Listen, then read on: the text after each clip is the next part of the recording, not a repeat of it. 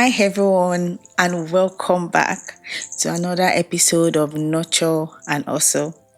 I'm Bunmi, a first-time mom, a wife, and most especially a girl, finding her rhythm in the middle of motherhood, work, and everything in between. Today I'm not alone. I've got my girl Bukky here with me. We literally went through pregnancy together. Our babies are only 6 days apart, and honestly, they've been besties since the womb. She's visiting this Christmas season, and I thought, why not just sit down and talk? So thank you for being here today, baby girl. Thank you for having me, Damola. Come, let's have a real conversation about pregnancy in the UK, our birth experiences, the stigma around C-sections, and what early motherhood actually felt like. So, grab a glass of wine or a tea or cup of tea, whatever. Let's get into it. Cheers, babe. Cheers. Thank you for having me, Damola. It's so good to be here. I am so excited. We actually discussed this when we were pregnant, right? Yeah, and I am so happy this is coming true. It feels so real. Thank you so much for having me once again. So before we get into everything, how are you really doing today? I'm good. I am great. As you can see, I'm excited. When I came, she offered me oha soup. So tell me why I will not be happy. I am so excited. The way I'm looking, you can see that I'm fine, guys. Don't mind that, guys. And guys, this is white wine. Remember I said in the last episode I couldn't drink wine. Not anymore. So cheers, guys. So let's start from the beginning. Do you remember the moment we both realized we were pregnant? Of course I remember. You called me shortly after I told you I was pregnant. And I'm like, what?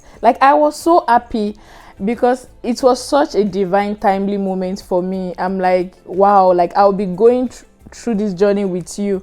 So I remember, yeah. It honestly made me feel less alone, doing it with somebody that is your girl. What was it like for you going through pregnancy with me side by side?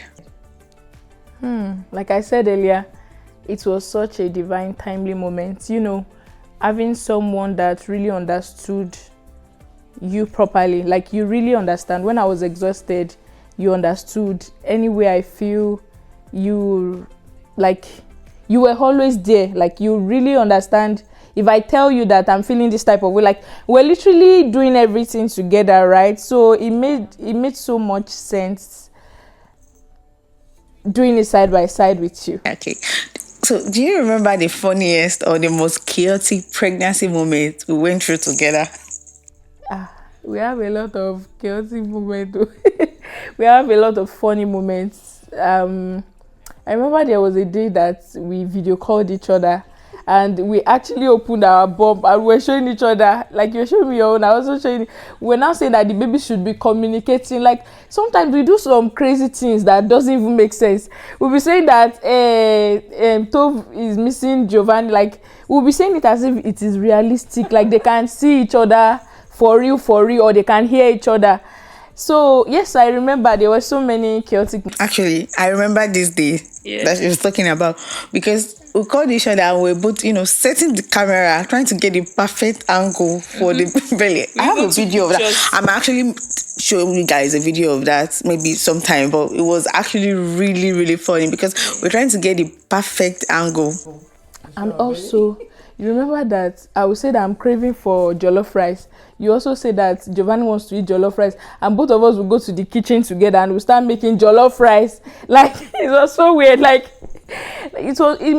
was so happy doing it with you. Yeah, honestly, it was actually good having somebody that is your friend, not just a random thing. I mean, it's not bad having a random stranger to be pregnant with. Don't get me wrong. I'm just saying having somebody you can actually talk to in the middle of the night. You can call anytime. It's actually a great thing, Yeah.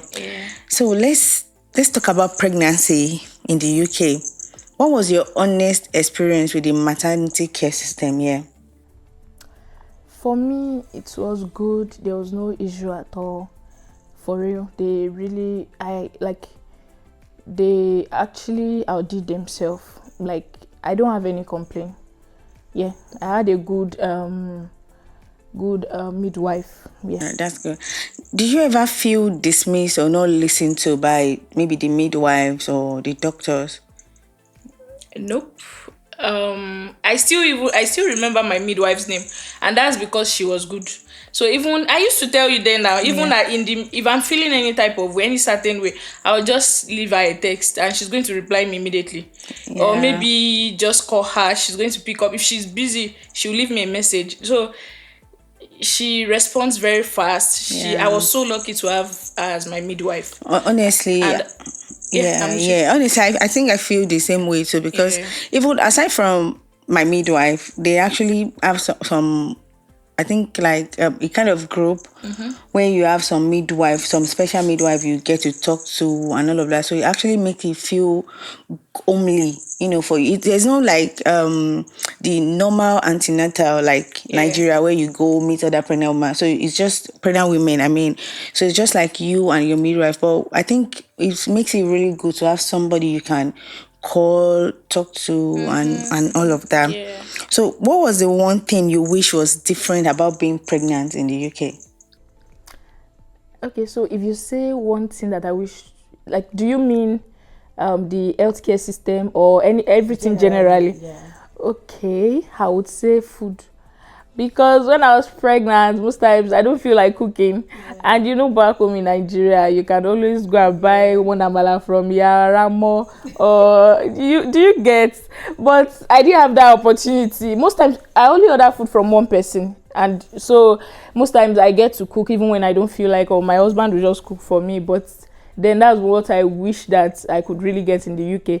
Maybe some days I can just go and buy bole on the street or granite or whatever. Honestly, about that, there was one time I told my husband I was craving Nigeria when I was Yeah, we pregnant. were craving Nigeria. Because I honestly want to go back home so I could get something to eat. Because you can, back home with pregnant women, they can just randomly go to any Bukky, any cafeteria to get food. But it's Even hard. your mommy yeah. can cook for you and I'll bring send it it for to you, but right? it's just very, very hard. Yeah, it's just very hard.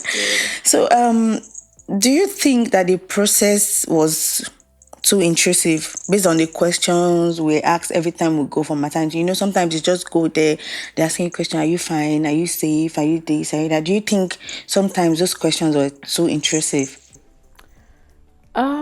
For the questions, I'll say sometimes, yeah, it's good to ask those questions, but these people, they can be, I know, like, it's important to ask every details, like almost all the questions, but there are some questions that you just feel like it's not necessary, like, why are you asking me? You know the answer to it, or like it just doesn't make sense. But they have to ask. That's their problem. Like, they will just make sure that they know everything, and so they are doing their job right. But it can just be annoying that, why will you keep asking me? They will ask you maybe for your first antenatal. They can ask you the same. They've asked you those questions before. The next time you are in again, they will still be asking you. Do you understand? Like, because they just want to be sure. But it can be annoying. But what can we do at the end of the day? There's nothing to do. Okay, so we're going to get a little bit deep and serious now. So let's talk about best stories. Can you walk, me through the day everything started for you?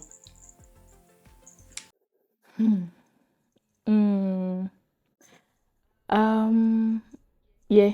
So when we came into the UK, I remember that when we were coming, my husband told me that he has like flight phobia. So he told me that I'll have to hold him on flights on our way coming. And I remember that I vividly that I slept throughout on the flight, but I didn't know what was happening at that point. So we had a soft landing. We were staying at my sister's place. So there was one day I was feeling sick and I was taking malaria pills. That was when my sister now told me that I should stop using medication, that I am pregnant. And I'm like, that audacity? How did you know? I told her that I'm not pregnant. I'm not feeling too fine. Like, I was feeling feverish, but I was scared. So immediately I left her aside. I immediately called my husband.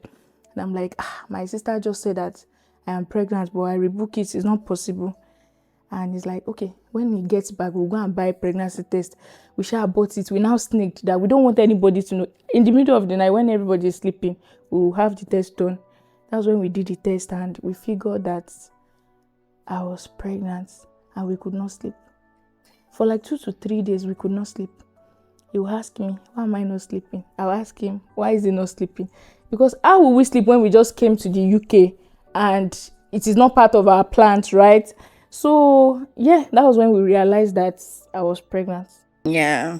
Wow. Wow. It was shocking because we were not ready. Yeah, but that's the We most were amazing married. We were like gift. 7 months.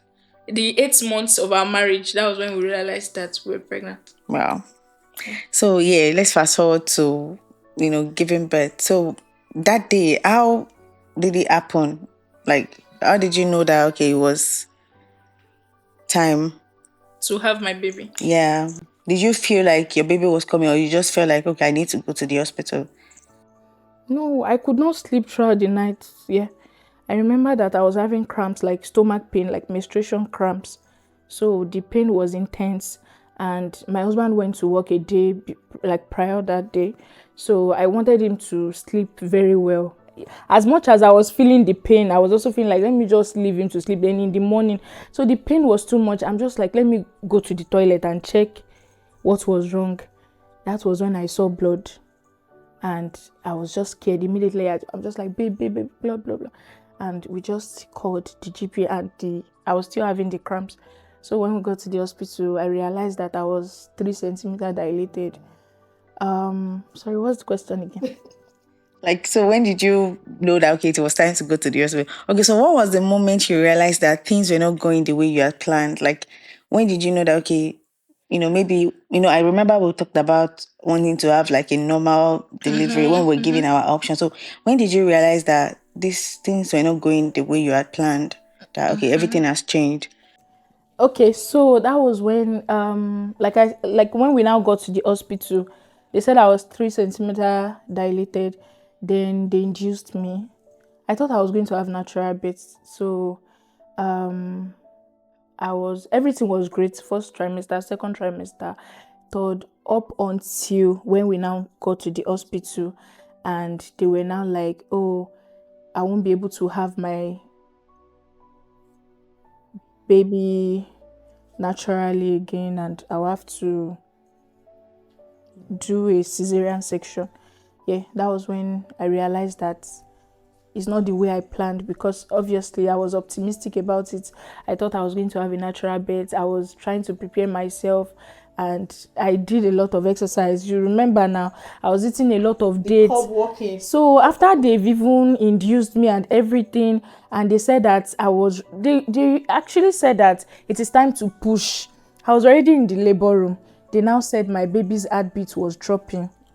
So I didn't have a choice than to just go for it. Yeah.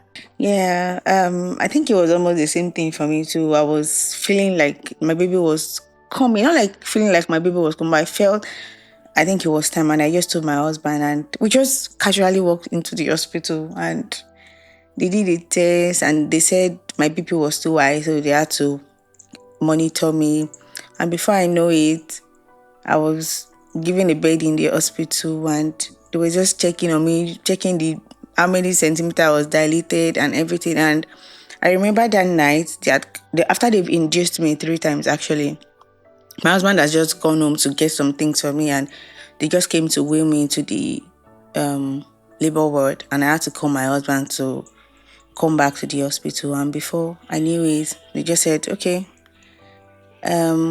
they started passing the epidural. So, yeah, because they asked me if I wanted the epidural, and I was scared because I've heard a lot of story about it giving back pain and everything. And the nurses were like, "Oh no, it's fine," and everything. It's actually, I honestly sometimes I wish I did not take it. I took it because my bank has never been the same since. So I was in labor for almost 14 hours, from 1 a.m. till 5 p.m. And then my husband was just like, "No, this is it. She's tired. We're not doing this again. She has not eaten anything. Give me the papers. I'm signing it. My wife is going into the theater. We're doing it now." And I had my baby. And when they brought that baby, I was like, how did you expect me to give birth through this baby, with through vagina with this baby. Can you see his head? His head was like, I'm like, well, That's the same. I'm never going to get better. My mom was like, my mom said that thank God I had a cesarean section, that because my baby, like, she's very big. Very Or even big. up to date, Stove is a very big Big baby baby, boy. yeah. Yeah. So what part of your birth experience still stays with you emotionally?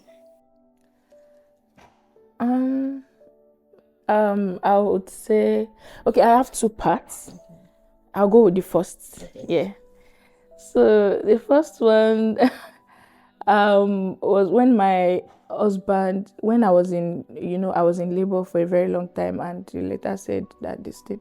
So I was not really happy. When you've planned yourself and at the end of the day, everything is not going the way you've planned it. So at that point, I was just exhausted. So I just lied down. They were already bringing out the baby. So my husband just held my hand. Like, I didn't expect it. Do you get? I was not even thinking straight at that point. I was just there. I can't even explain anything, and it was just like, he loves me so much. He promised that he will always be there for me, and Tove will never disrespect me, and we are in this together. That it was just it was just reassuring me, right? And when he said all those things, I felt relieved. I'm like, okay, so I am not doing this alone, because I don't know, at that point I was just tired. My BP was already rising and everything went back to normal. He just said that to me out of, like, it was so timely. Yeah. That was what I needed to hear. And the second, that stays with me because I remember that always. The way he was saying it, the way he looked at me in the eye. I think the one that actually stayed with me, it was a lot. But I think the one that stayed with me was, I think it was one of those check-ins that the doctors were doing and everything. And I had just gotten tired. Like, I was just, exhausted. I was tired. And then one of these doctors came. It was a man. It was this big doctor. And he came and he was like, okay, lay down. I need to check you now. And I just looked at my husband and I just, yeah, is he going to check me too? And he just held my hand and I could, see him crying. And I just, in that moment, I felt like I knew I'm not doing this alone. I have somebody that loves me, and I know that our child is going to be born into a home filled with love. And yeah, so it made me actually feel like I wasn't doing it alone. Yeah. So the second part was when I had my baby, when they put my baby on my chest, when I heard my baby crying. So that was like the second part for me. I was so happy to see my baby. Yeah. There's something we both talked about privately that I really want us to speak about here, and that's the stigma around C-section. It made it feel like you don't really give birth. Have you ever felt judged that you gave birth to your baby through cesarean section? Kind of, yeah. So can you share your experience with us, or you don't want to talk about it? You know that there's a way people can talk to you in a way that they are not speaking with you directly, but they're also talking to you. So yeah, I don't know. Let's just. I felt that too, and it's so painful, because regardless of how your baby comes out, it's still birth, it's still motherhood. So, what do you wish people understood about cesarean section? I feel like people used to, maybe they don't understand. They're always like, oh, you give birth like an Hebrew woman. Like, is it that people that gave birth with C-sections, they are not Hebrew women? Because whether you give birth through cesarean section or natural delivery, the most important thing is that the mother is healthy and the baby is healthy. Because what's the point of losing your baby while the mother is alive? Or maybe, do you understand, for complications? So I did not see anything wrong with it. So, like, whichever way you're having your baby, it doesn't really matter. What is most important is that you are healthy and your baby is healthy. And if you ask me, I will even say that C-section mommies are stronger than well, I'm just joking though. Anyhow, you have your baby, is fine. Yeah. But at the end of the day, you don't have to feel terrible for doing a. See, let me even gist you. After everything, My husband was like, is this it? Like, it was so fast. He now said that, okay, so there's C-section and you've been stressing yourself, being in pain since yesterday. Why didn't they give us this option since? And honestly, it pained me. If I knew I was going to do C-section, my baby came a day after our anniversary, I would have had my baby on our anniversary. What's the point of going through the pain? Like, you should have just done that. You know, I say that to you all the time. Like, what's the point? Yeah. Going through the pain, going through the stress and everything. We should have just booked the date, have our makeup done, and go and give birth to our child. That is what I'm doing next, because I'm not going through that stress again. See, me, I'm even an advocate of C-section. Everybody should go and do CS. Honestly, I also wish people would stop labeling C-sections as a bad or lesser way to give birth. And that kind of stigma is dangerous. It has cost women their lives, and it has led to loss of babies and left many with lifelong complications. We need to start seeing C-section for what they truly are. Sometimes that's the safest, most life-saving option that you have for both mom and the baby. So please, if you have to do it, please do it. Forget what anybody is going to say. What matters is you and your child. Don't lose your child because of whatever Hebrew women or what. Who told them that is what is it? Please. So let's talk about our babies. Our babies who are literally born 6 days apart and are literally besties. What do you want to say about that? They are cute. Yeah, I know. I love seeing them. What's your favorite moment of them together so far? I would say the first time they met. Yeah. I think they click almost immediately. Yeah. First time, because we don't live in the same city. So yeah, I honestly love watching them grow side by side. Do you think they actually know that they are best friends? It will shock you that these children, they know so much than we think. We used to think they are small. It will shock you that they know that they are besties. Do you know that if they see, like, if they literally talk like almost on video call. Let's say almost every week, Sha. Will I say every other week? Okay. Yeah, on video call. That's what. So, Tove already knows Giovanni's voice. But these two knows Tovia's voice. So, aside from that too, when they see, let's say Tove is crying and he sees Boboji, he already knows that, okay, this is Gigi. Do you get? And when they see each other too, they will smile like they know they are besties. I feel like they know. What were the first 2 weeks of motherhood like for you? Like when you come back? Yeah.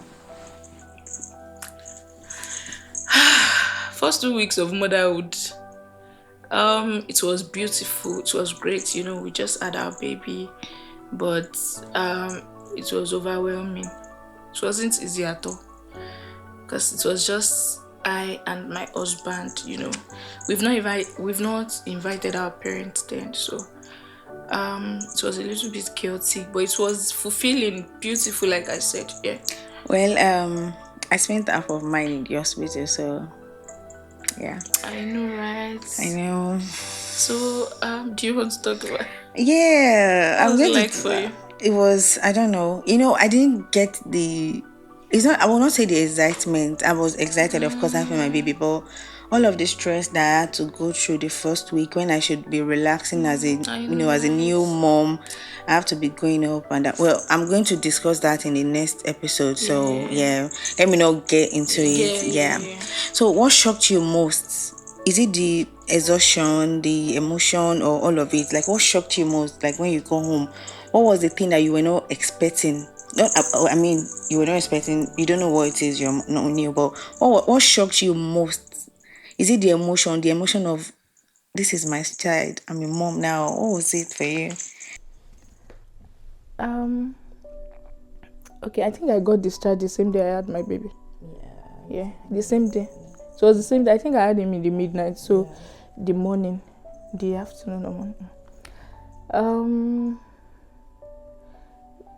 There were so many, like I have so many experiences to share. So the thing is, when we got home, that was when the reality really hits. I was so happy, of course, people were calling and all that, but the shocking part was that it was just I don't know how to say it, like it was just us. So we had to just figure everything out by ourselves.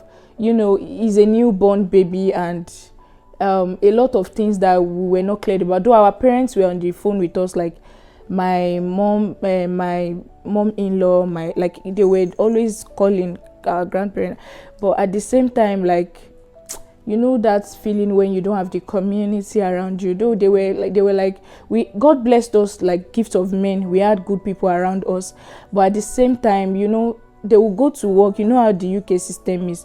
So there are so many shocking moments. I don't even know where to start from because I can go on and go. What helped you survive mentally? What helped me survive mentally? I'll say God, number one. Then I give all the glory to God. I bless God for everything. But the second thing is my husband. You knew I was going to say that. She's a finished woman. Yes, I am a finished. Like, in fact, I'm a lover girl. You see, the first 2 weeks, baby was not sleeping. Like, my husband actually, he outdid himself, because the first 2 weeks, I don't know, he acted as if he has had a child before, and we are just a new family that is just starting. He told me immediately we got home, he already told me that I should be pumping, then I should go and get some rest. So in the night, he will take care of the baby. He will bathe the baby, newborn. Though we had mommies that comes around, do you understand? But when they are not around, he will carry the baby, he will bathe for the baby, he will wash baby clothes, wash my clothes, cook for me in the morning, like breakfast. He was literally doing everything for me. He was really there, like 100%. I can't even complain about anything for real. So It is very important. For what has motherhood taught you about yourself? um it has taught me that I am stronger than I think. Yeah. Like, I didn't know that I have this much will I say power or ability to do everything I'm doing right now. But motherhood has really shaped me, and I've realized that I can actually do everything that I set my mind towards, because motherhood has stretched me emotionally, physically, and Yeah. So yeah. So what advice would you give to your pregnant self now, or any other pregnant woman around you? If you're actually like pregnant right now, what advice would you give yourself? I'll tell myself to calm down now. I'll say that take a deep breath, trust your instincts, because motherhood, sometimes you obviously people will come with general advice. It's good to take advice, but at the same time, I'll tell myself that I should trust my instincts, because there are some things that will work for some other people. Everybody's Yeah. experience is different. That is not going to work for me. So also I should calm down with searching online for, because there are times that I'll just go and search for some things and I'll be scared, I'll be panicking, and my husband will just tell me to calm down, that babe, there's nothing wrong, it's because you've gone to check. Why did you go and Yeah. check Google or ChatGPT? That's That is good. this. So I'll just say that I should calm down and just take it slowly, and whichever way I'll get through it. And Yeah. I remember that, oh yeah, the first few weeks was chaotic, but now it's getting better Okay. day by day. All So right. yeah. What do you appreciate most about our sisterhood through motherhood? I would like to chase that after. Okay, so Okay, I appreciate everything, having someone to do everything side by side with, because it is comforting that you have somebody going through motherhood journey with with, you. because they are like it's a blessing. That's the way I would say Yeah. it. Yeah, clock that. Cheers, girl. Yeah. Thank you, Bukky, for sitting down here with me today. And thank you, everybody, for listening to us. To every mom or mom to be listening, we hope you feel seen, supported, and understood. Your story is valid, and your body is strong. Thank you for being here with us today. Thank you, Bukky. I really appreciate it. Thank You're you. welcome. And as always, I'm Bunmi, and this is Nurture and Also. Until next episode, take care of yourself, but most importantly, keep nurturing and hustling your way always. Bye. Cheers, Thank you girl. for Thank watching. you. Bye. Mwah. Bye.